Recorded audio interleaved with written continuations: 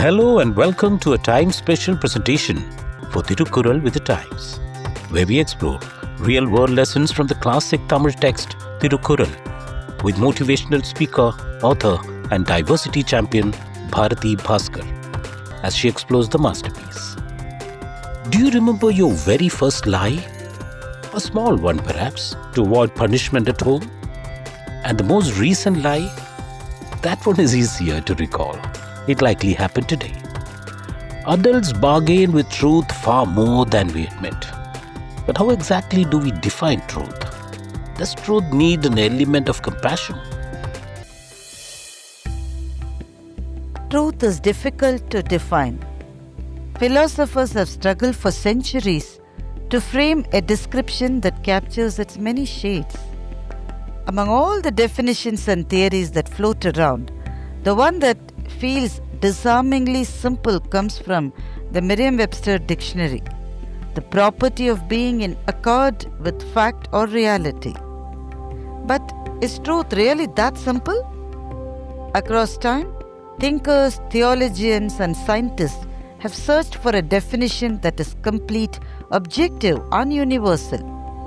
Advaita Vedanta, for instance, distinguishes between Sat, the absolutely real, like the sun, Asat, the absolutely unreal, like a human with horns, and Mithya, the apparently real, like a clear blue sky that vanishes once you cross Earth's atmosphere.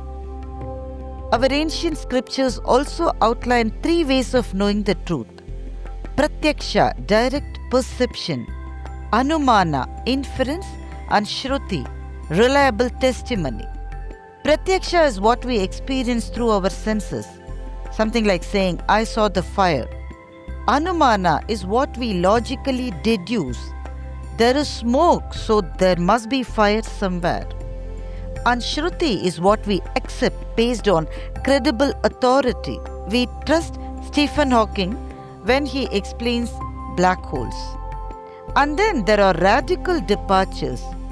Nietzsche's declaration that truth is merely a forgotten illusion, a metaphor so own that we mistake it for reality. Perhaps he meant that all truth is colored by the eyes that behold it.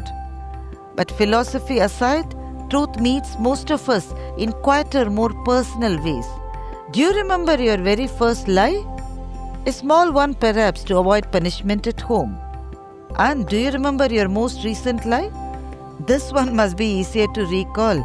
It likely should have happened in the last 24 hours. We adults bargain with truth far more than we admit. It is here that T. Janaki Raman's exquisite short story, Satyama Solren, becomes a mirror. In this story, a little boy falls in love with a picture of Krishna, the serene flute player, among his cows. He stops at the shop every day just to gaze at it until the kind shopkeeper finally hands it to him. The joy that fills the child's home that evening is innocent and wholesome. The next day, an older, sly boy demands something in exchange for playing with him.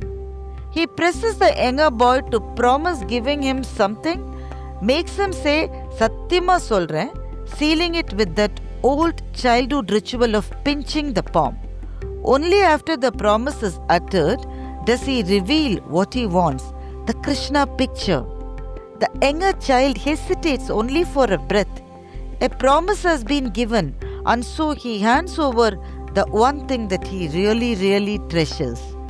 The father, having overheard everything from the next room, rushes in too late. When he scolds the child for giving it away, the boy simply replies, I promised, I cannot take it back.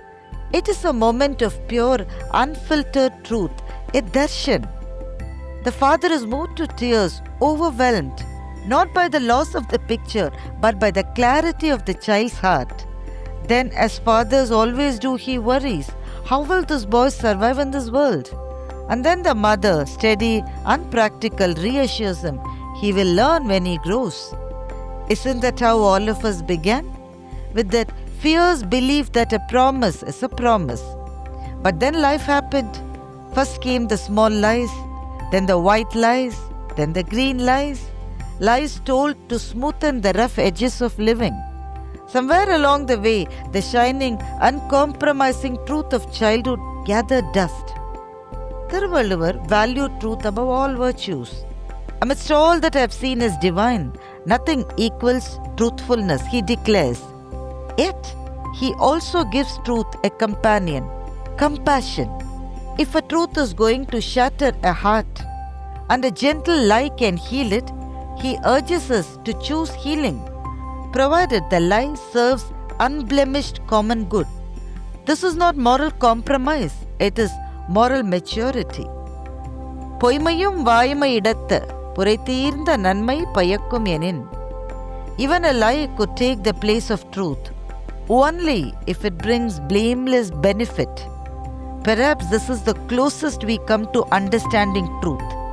A light that must illuminate, not burn. A principle that must uplift, not hurt. Truth, at its highest, is not merely factual, it is humane.